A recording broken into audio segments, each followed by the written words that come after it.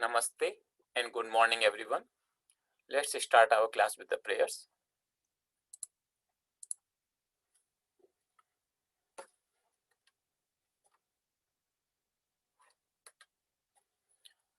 Om Gurur Brahma Gurur Vishnu Gurur Devo Maheshwaraha Guru Sakshat Parabrahma Tasmai Shri Gurave Namaha. Om Sahana Bhavatu Sahanau Bhunaktu Sah Viryam Karvavahai Tejasvinavadhitamastu Ma Vidvishavahai. Om Shanti Shanti Shanti. Now we'll chant Mahamrityunjaya mantra 3 times for those who are in suffering.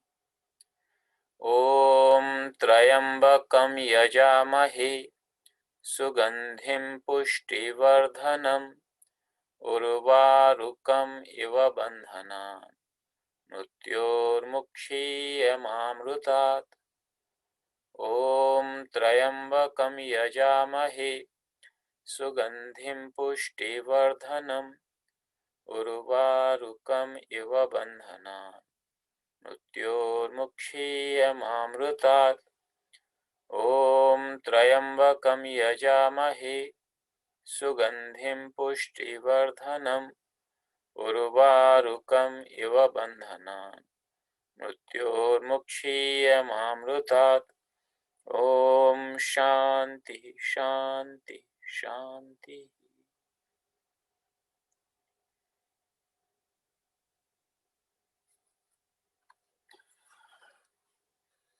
Welcome everyone. We were doing our Gita class, verse till to 18. We finished last time and we saw that Lord here tells Arjuna Yudhyasva. That means you should fight. And we also explained last time that what it means. It's not that Lord is giving a command to Arjuna to fight, but Arjuna came there in the battlefield with the intention to fight, considering it as his duty.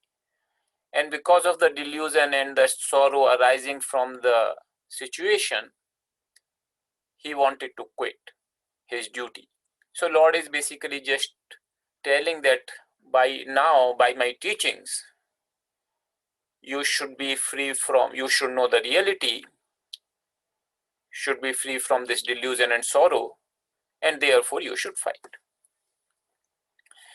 So what are those teachings which apparently should have dispelled the delusion of Arjuna? Because when Lord is saying that now therefore you should fight, in one way if you look at, he has given certain teachings and he saying that so far whatever I have taught you, based upon that you should understand, and that understanding should remove your delusion, and therefore you should fight. So in a way the teaching comes to an end, that I have taught you this and now you should fight. So what is it that Lord has taught so far? So if you look at the from 2:11, where the teachings started, actual Gita teachings. So first Lord is telling that Arjuna, you grieve over those who should not be grieved and yet speak like the learned. But know that wise people, they do not sorrow over dead or living.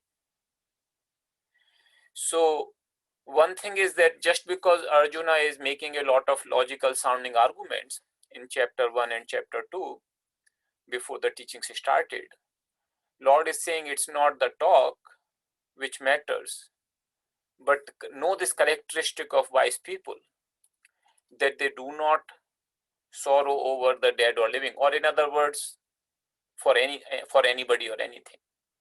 So a wise person is free from sorrow. Then what is it that the wise person knows? And here he is saying that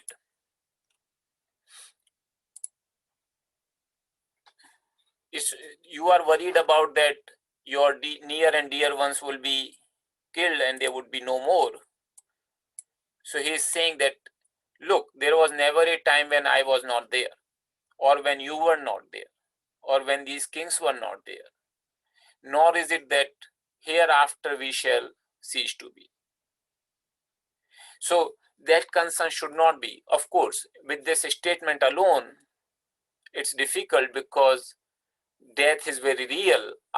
Arjuna is kind of considering how do I understand this statement, because I see that people who were there earlier, they are not there, and they get killed and they will not be there. So how do I understand that there was never a time when I was not, or these kings were not, or you were not? So Lord further explains that aspect. So here he introduces two things. One is Dehi. Dehi is the one who has Deha, the body, one who has body or the self. And the Deha itself, the body itself. So he's saying that body alone is not the truth. You have to also see that there is something, some entity who has this body, and that he is just saying who has this body, the self. Dehina literally means one who has this body. So just as boyhood, youth, and old age, they come in this body, and the one who has the body, it just witnesses those states of the body without getting itself affected. Similarly, another body is attained, and the self is not changed. It just sees that as another state, just like childhood, youth, and old age. So knowing this, the wise men do not get deluded. So wise men know this, and therefore they do not feel deluded about it. Then Arjuna's question may be, but it's not just the death, there are other things which cause the pain and sorrow. So for that, Lord is giving a very practical advice, that the nature of the world is such that when the sense objects come in contact with the sense organs, they would produce heat and cold, pleasure and pain, pair of opposites. That's just bound to happen. I would like something, I would not like something. I would find some situation favorable, I would not find some situation favorable. And he's saying that, look, all these things, the thing is that even though they will cause the pain and pleasure and heat and cold, the thing is that they are not permanent. They come and go. So being transitory and fleeting, you should endure them. So there are again the two things. So this thing relates to the body, the pain and pleasure, the heat and cold. But for the Dehi, the self, there is no change. So, but since they are coming to the body and they are temporary in nature, you just endure them. Why to endure? Then he's saying that Arjuna, the wise man to whom pain and pleasure are alike, and who is not tormented by these contacts, these sense organs and sense objects, he becomes fit for immortality. That person is fit for attaining the immortality. So again, it's not that the body will become immortal, but you know the immortal self and know yourself as such, and therefore you discover your immortality. So one becomes fit for discovering one's own immortality. Then he describes in this verse again the same thing which he has earlier mentioned as the body and the one who has the body, the self. He is describing them in the form of Sat and Asat. So Asat has no real existence, no independent existence. And Sat never has, never ever ceases to be. And those who know the truth, those who know the reality, they have seen this very clearly, these two things. So these two things are very clear, that one is Sat, which has the independent existence, and another is Asat, which has the dependent existence. It can, just like the wood and table, similarly the self and the whole world, including the body. So wood can exist without the table, but table cannot exist without the wood. A table has a dependent existence on wood, and it is nothing but wood. And that part becomes more clear, that the table is nothing but wood, that know that alone to be imperishable, which pervades the whole universe, everything.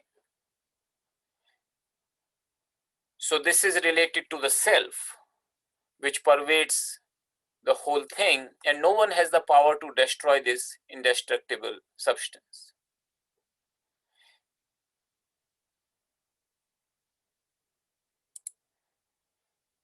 And again he comes to the same theme, that body and the self, that these bodies, they are said to be having an end. All these bodies are spoken as perishable, but the self to whom these bodies belong, that is spoken of as imperishable, eternal.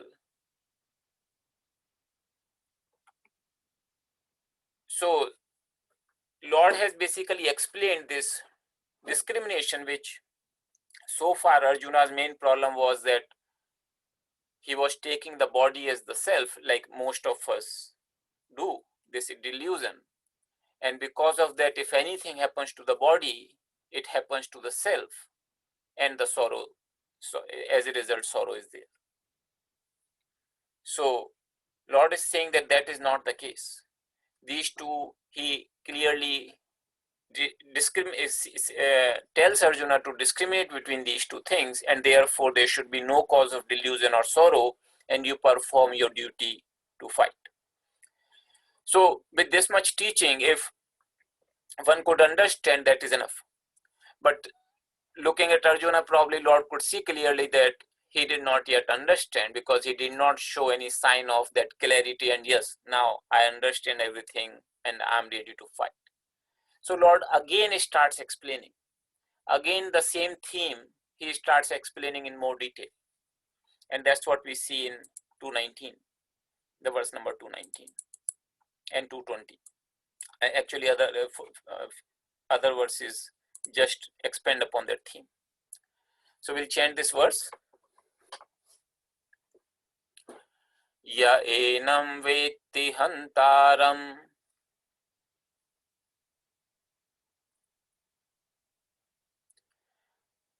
yaschainam manyate hatam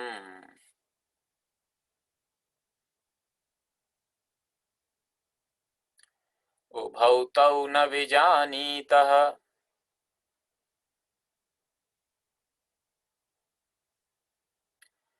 nayam hanti na hanyate.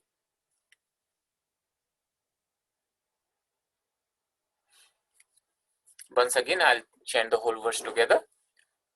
Ya enam vetti hantaram yaschainam manyate hatam ubhau tau na vijanitah nayam hanti na hanyate.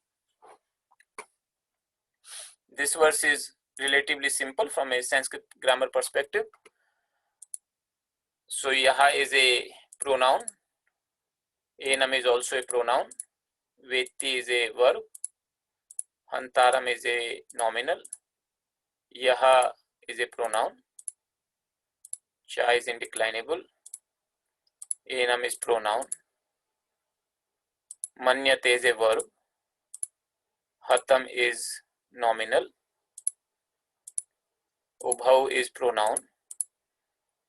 Tau is pronoun. Na is indeclinable. Vijanita is a verb. Na is indeclinable. Ayam is pronoun. Hanti is a verb. Na is indeclinable. Hanyate is a verb.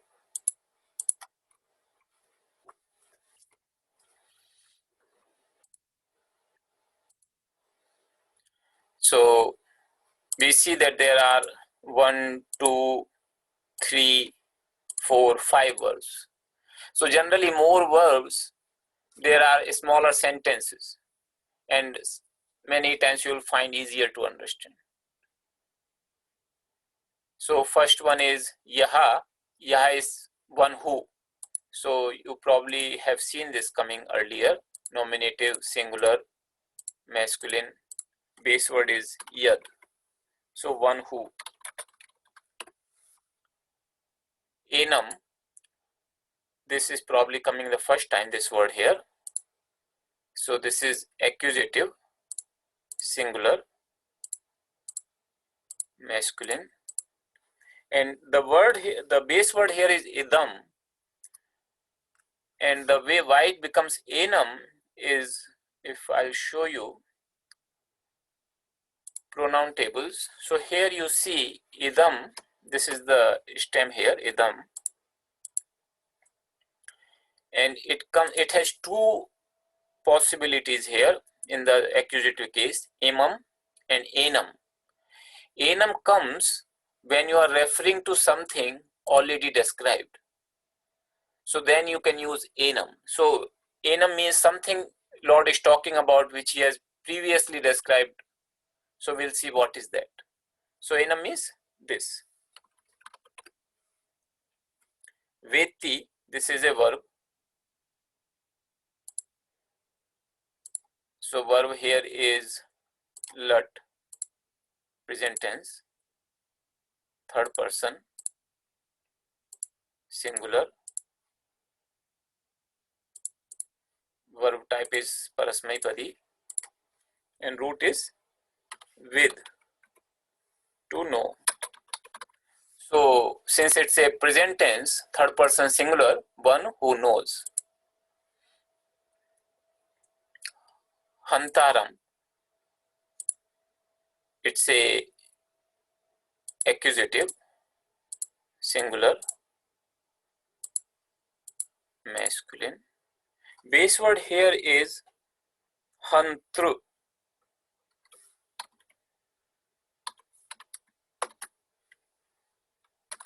So this is the truch pratyaya. We have seen a few in our Sanskrit class, these kind of declensions.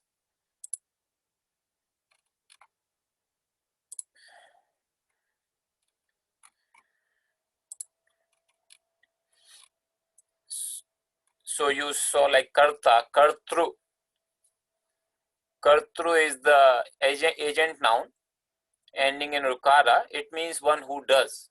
And kartaram, as you can see, it's the accusative singular. Similarly, hantaram here. Hantaram is accusative singular. Hantru is the one who kills. That means, so one who kills. So this becomes one sentence now. Ya enam veti hantaram. One who knows this as a killer, as the agent of the action of killing. So this means what? So this is described coming from the previous verse here, that sharirina, the self, or atma, which we say, like what we refer as I.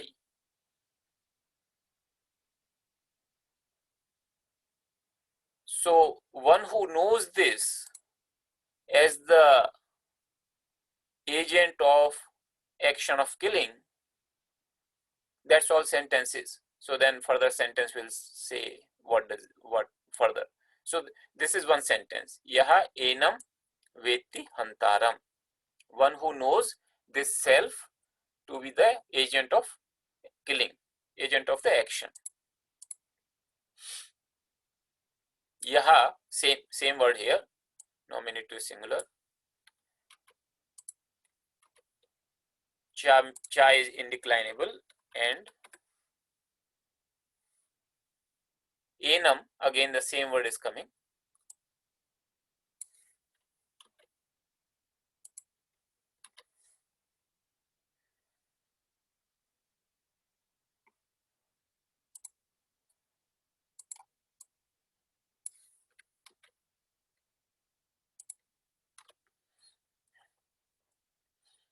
Manyate, this is a verb form, and this is also lat lakara, present tense, third person, singular. This is atmanepadi, and this is the root is man, to consider or to think or to understand. In that sense it is used, to consider, to understand.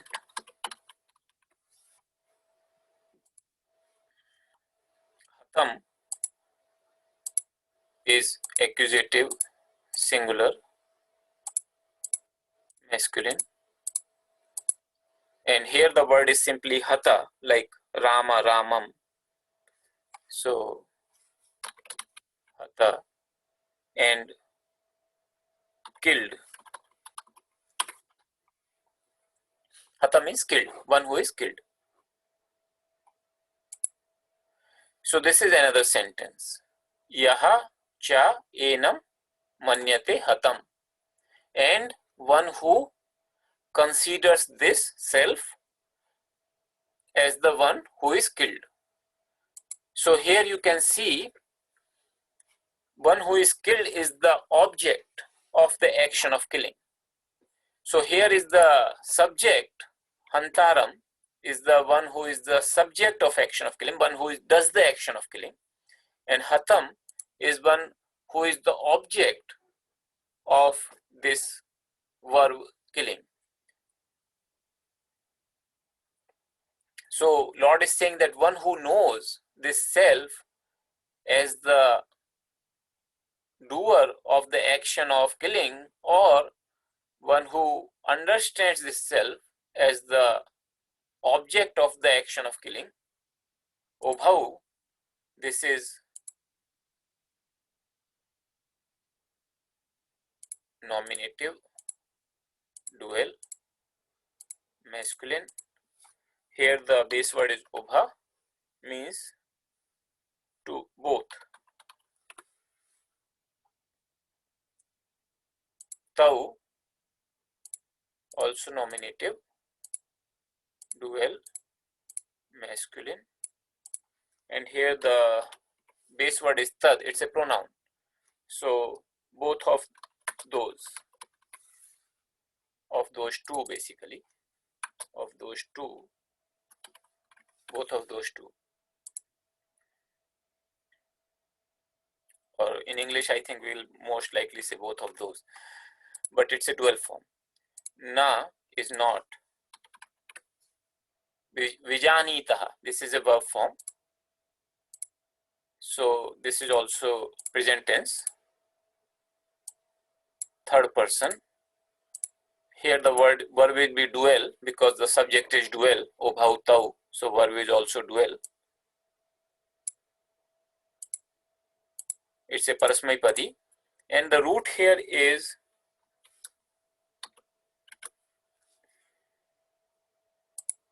jya. That is the root, to know.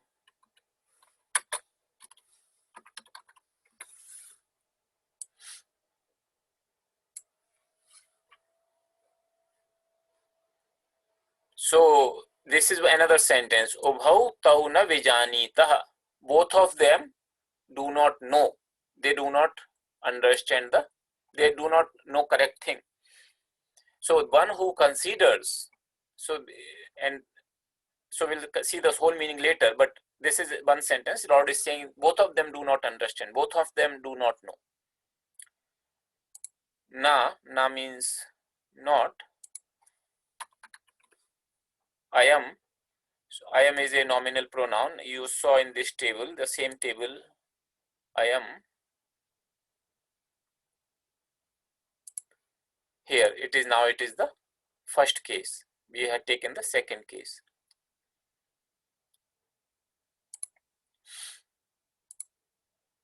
It's a nominative, singular, masculine. Idam is the base word and it means this. Hanti. Hanti is a verb form. It's also present tense. Third person, singular.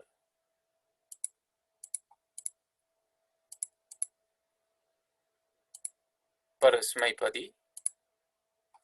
And the root is han, to kill. So I am na hanti. This does not kill. This is one sentence. I am na hanti. This does not kill.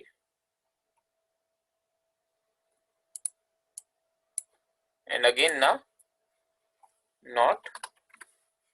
Hanyate is verb form. So lat, third person, singular.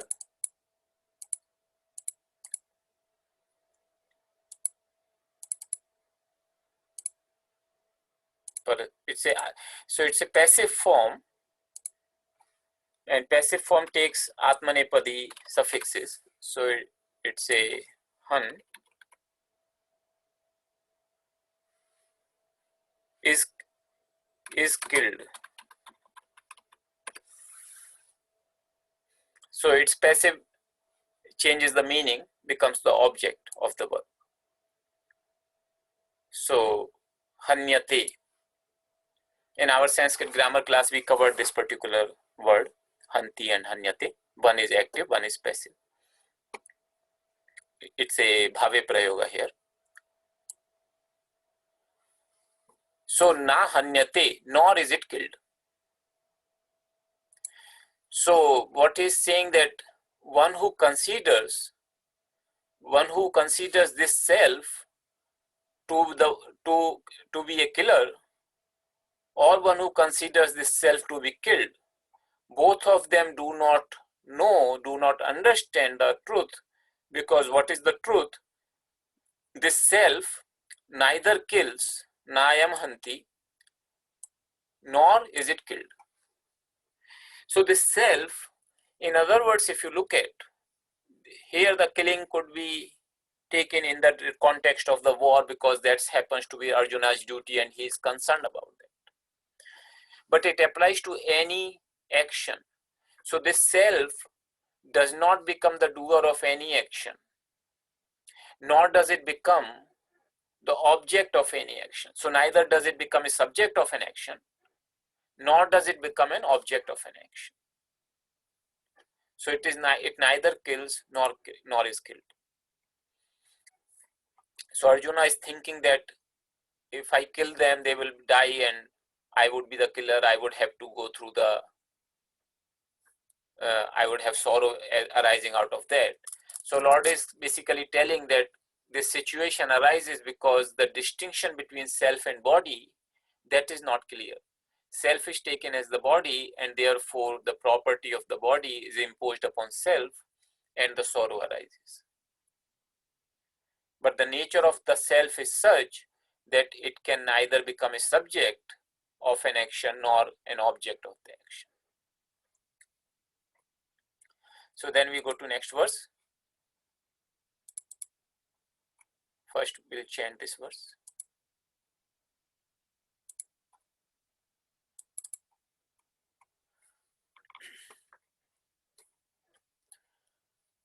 न जायते म्रियते वा कदाचित्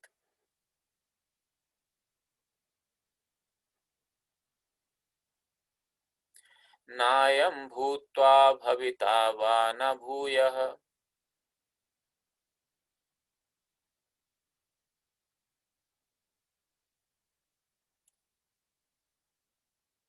अजो नित्यः शाश्वतोऽयं पुराणः।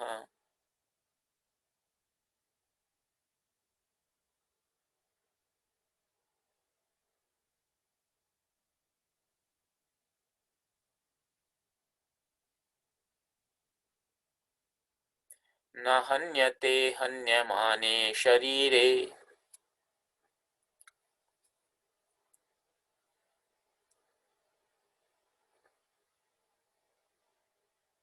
Now I'll chant the whole verse together. न जायते म्रियते वा कदाचित्, नायं भूत्वा भविता वा न भूयः। अजो नित्यः शाश्वतोऽयं पुराणः। न हन्यते हन्यमाने शरीरे।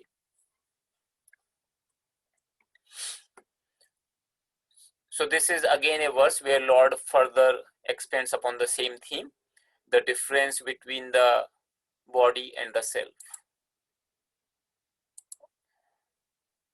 So this is a indeclinable. Na jayate is a verb. Mriyate is also a verb. Va is indeclinable. Kadachit is indeclinable, and na is also indeclinable. We can even take them together, na kadachit. Ayam, we saw this word earlier in the previous verse. Bhutva, this is indeclinable. Abhavita, this is nominal. Va, this is indeclinable. Na, this is indeclinable. Bhuyaha is also indeclinable. Ajaha is nominal. Nitya is nominal. Shashwata is nominal. Ayam, same word is coming again. Nominal. Puranaha, nominal. Na is indeclinable. Hanyate is verb. Hanyamane is nominal. Sharire is nominal. So this verse, as you could see, this is chanted differently because this is in Trushtup meter. It is a little longer than the other verses we were chanting so far. So Gita primarily I have explained in the previous classes. It has two types of chanting meters. One is called Anushtup, where 8 syllables are there in every quartet, and this one is Trishtup, where 11 syllables are in every quartet. So if you look at the word meaning, na is not, jayate is a verb, it's a present tense, third person, singular, verb type is atmanepadi, and root here is jan. Jan means to be born.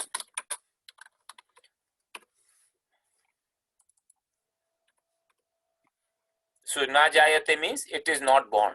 That's all simple, very simple. So this is actually one sentence. Na jayate, it is not born, because verb comes here. Mriyate va kadachit.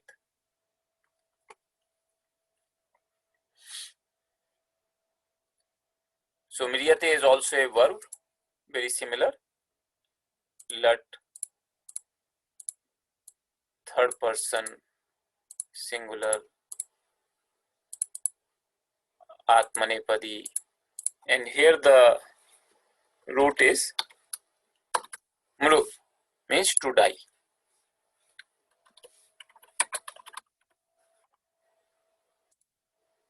So not, it is not born, and va means or indeed it is used in both sense. Kadachit, sometime.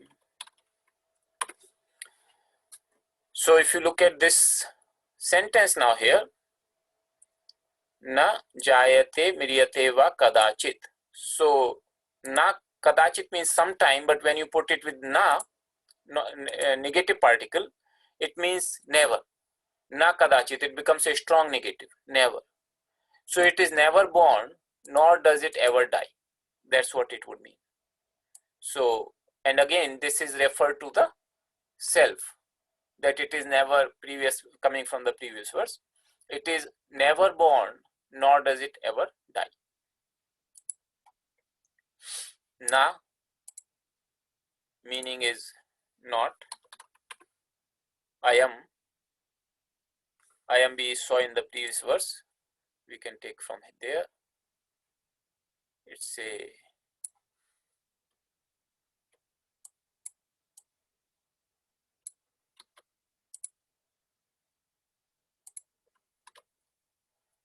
nominative singular. This bhutva, having become. It's a twa form. It's indeclinable, coming from bhu dhatu. Bhu means to be. So bhutva means having become. Bhu means to become. Bhutva means having become. Abhabita. So this is an interesting word. Abhabita is, so just like we saw, I was showing you in the nominal declension tables, kartra. So this is the agent noun, agent of the action. So it becomes karta. Similarly, the agent of bhu dhatu, bhu means to become. So one who becomes will become bhavita. So just like kartru become karta, one who does, bhu dhatu will become bhavita. And abhavita simply means one who does not become. So it's a nominative singular masculine. Base word here is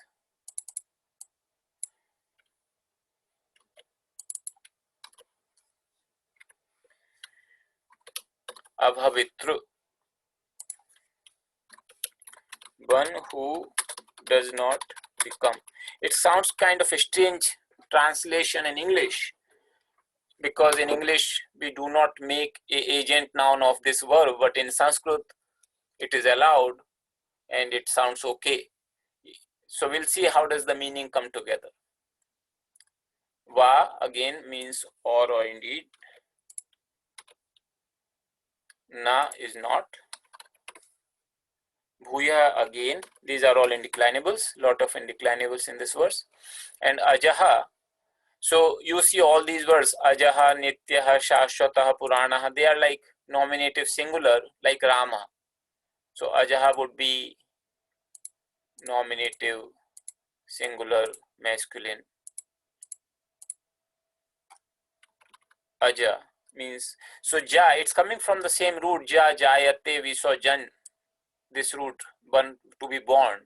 So ajaha means one who is not born, unborn. Nityaha, so it is the same nominative singular masculine. The base word here is nitya and it means eternal.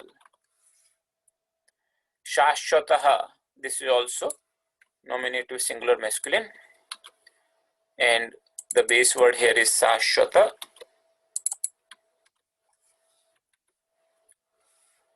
And shashwata means one who does not undergo any change. We can say changeless or unchangeable.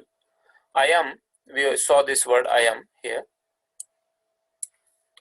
This Puranaha, so this is also nominative singular masculine.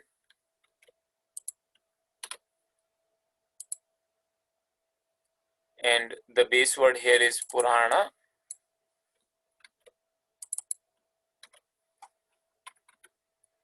So Purana has two meanings. One is ancient one, that is also Purana, and also ever new. Pura api navaha, Purana, ever new. Na is not. Hanyate, hanyate we saw in this verse. So we can take from here.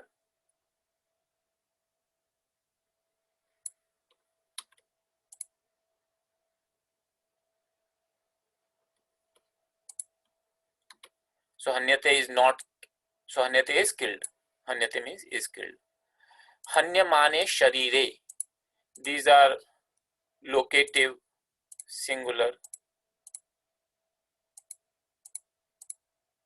neuter noun. So hanyamana, this is like Rama, Rame, hanyama, locative singular. So hanyamana, hanyamana, I'll tell you the meaning of hanyamana. And sharire, sharire is also locative singular neuter. And the base word here is sharira.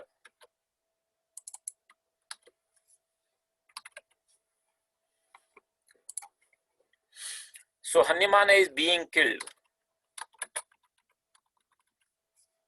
and sharira is the body. But both of them are in locative singular, locative case together. So in Sanskrit, this is a special construction called sati saptami.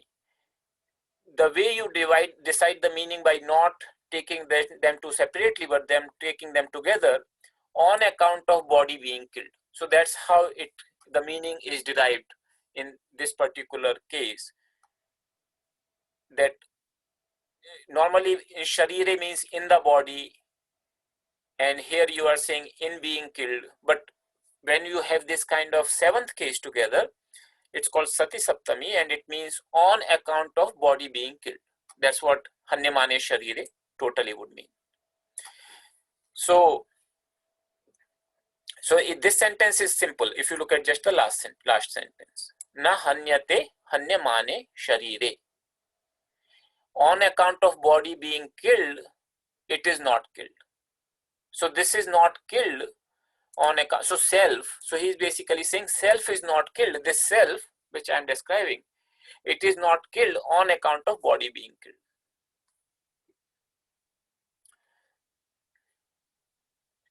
Then we look at this sentence here. This is an interesting sentence. Na ayam bhutva abhavita vana bhuyah.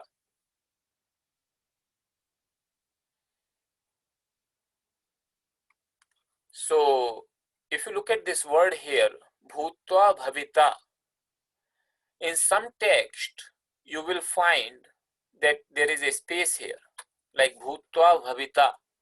There are two different words. So because ancient tradition was always chanting tradition, and people were writing thereafter, and even while in the ancient manuscripts you see the space part is not very clear, space between two words. Sometimes they will put the words together and it will be difficult to decipher the space between two words. So this possibility arises that this could be taken as one word, and when it is taken as one word, you can see it as abhavita, bhutva and abhavita, and the sandhi will make it bhutva abhavita, or it can be taken as two different words. So commentators have used both the approaches. They have taken as two different words as bhutva and bhavita, as well as bhutva and abhavita. So, and they have tried to figure out the same kind of meaning little differently. So here basically Lord Acharya Shankara has taken this particular case, abhavita. So this one, he is saying na ayam, not this having become, again becomes non-existence. Again does not become, like it's really difficult to say in English that way, but the translation here is it's a little bit better. It's not that having been, it ceases to exist again. So having been, and again this is abhavita, ceases to exist again. Again is from here. So it's not that after having become, it will not be there afterwards. Just like for a body comes into existence at a certain point of time, and then it ceases to exist. So that is not the case with the self. So in a nutshell, that's how it is. And then he tells the properties of the self. What are the, how is it described? So he's saying ajaha, and these are the 4 adjectives or 5 adjectives for the self. Ajaha, nityaha, shashwataha, purana. 4 adjectives here.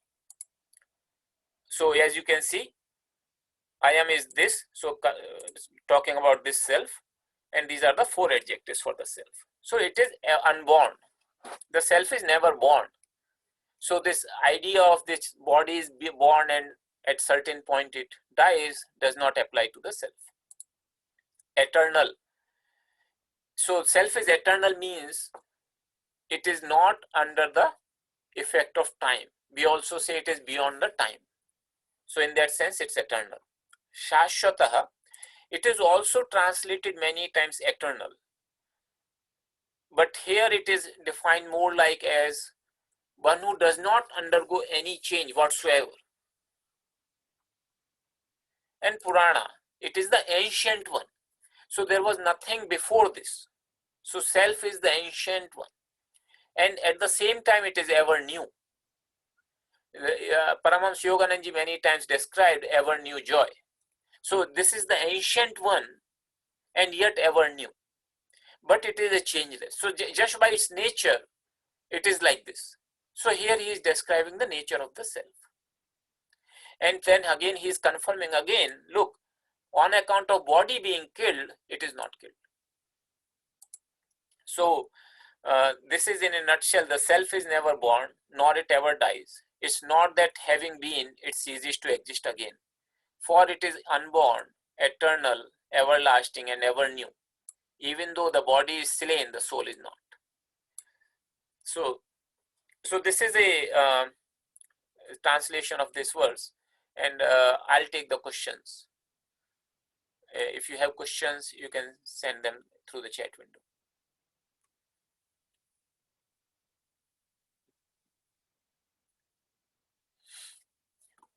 So there is a question here. Why is Hantaram not an object like Hatam? Hantaram, the very word meaning is the Hantara means one who kills. The word meaning of Hantara is the agent of the action. That's how the truch, the suffix, makes a verb, turns a verb into the doer of that, the agent of that action. I am is a pronoun. Yes, I am is a pronoun. That's right. That's how I have put it here. Oh, here I have put nominal. Sorry, nominal pronoun. Yes, I am is a pronoun. In the previous verse, I think I did correctly.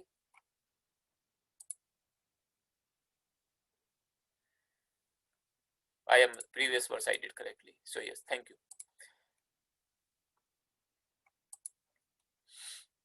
So there is a comment here. I am is a pronoun, so that one is decided. It is a pronoun. It's the base word here is idam. I showed you the table also.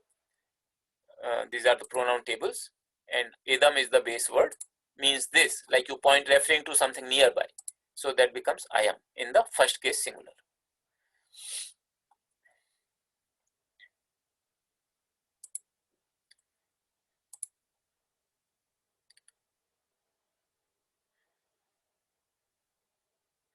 There is a question here, why would ajaha be nominal but bhuya be indeclinable? So here we have these two words, ajaha and bhuyaha. They look very similar in the sense of form of the verb, and they look as if both should be first case singular. But that's how the indeclinables in Sanskrit, they are defined separately. And there is a list of all the indeclinables. So sometimes indeclinable may look like as if it's a nominative singular, but if it's coming from there, then it would be an indeclinable. Ajaha does not come in that list, and it has its own meaning, which fits into the nominative singular.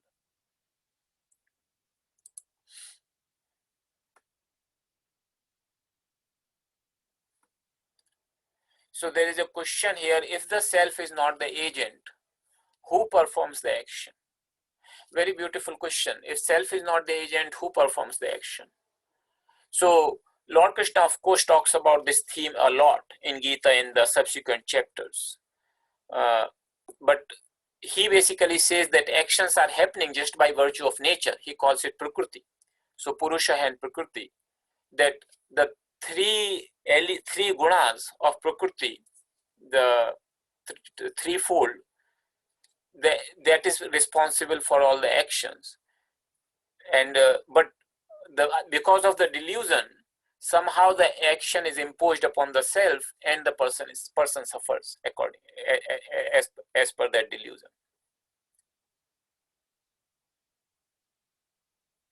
So here it is a question here. Arjuna is a great tapasya and very knowledgeable. Lord is teaching him here the basics of Atma Jnana, the self-knowledge, as if for the first time. And that is true. Lord is teaching him here for the first time. So this knowledge was considered very sacred. And because this knowledge was considered very sacred, it was not available so openly. Like today, we do not understand that part so much because there's so much proliferation of these teachings have taken place through the internet particularly, that we think that anybody should have heard this or know this. But that's not true. People were keeping this knowledge because of its sacredness. It becomes to be given only to the one who is worthy of it.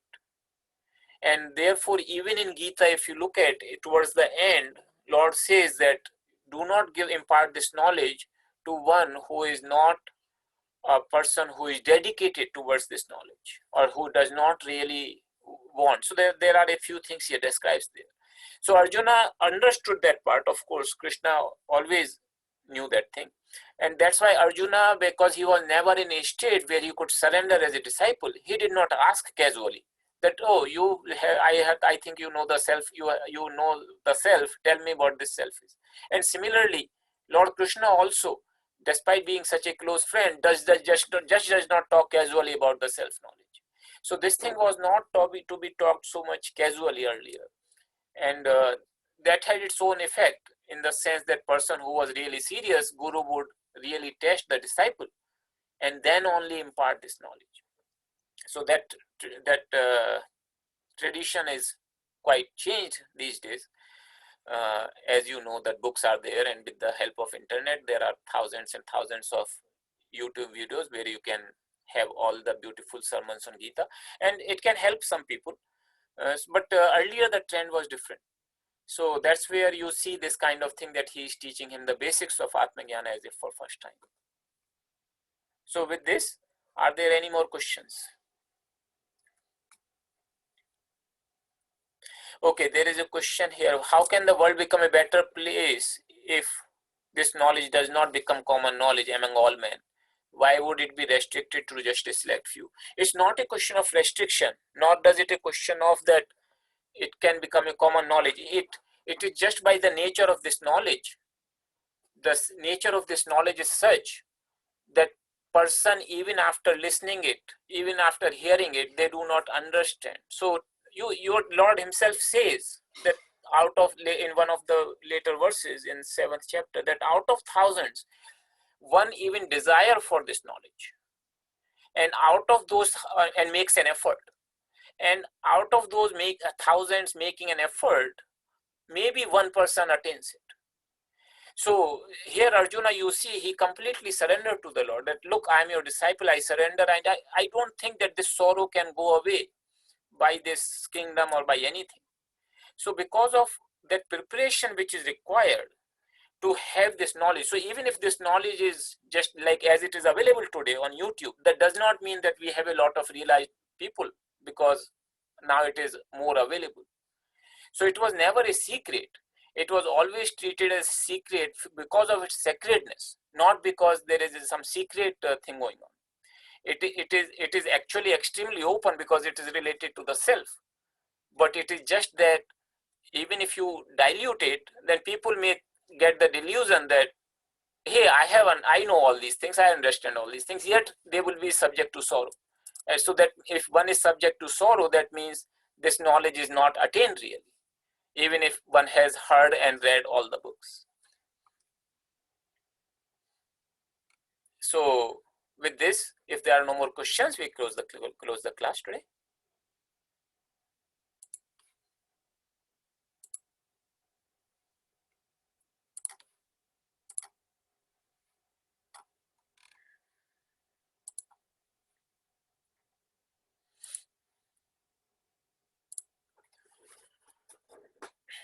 सर्वे भवन्तु सुखिनः, सर्वे सन्तु निरामयाः, सर्वे भद्राणि पश्यन्तु, मा कश्चित् दुःखभाग् भवेत्। ॐ पूर्णमदः पूर्णमिदं पूर्णात् पूर्णमुदच्यते पूर्णस्य पूर्णमादाय पूर्णमेवावशिष्यते। ॐ शान्तिः शान्तिः शान्तिः। Thank you everyone.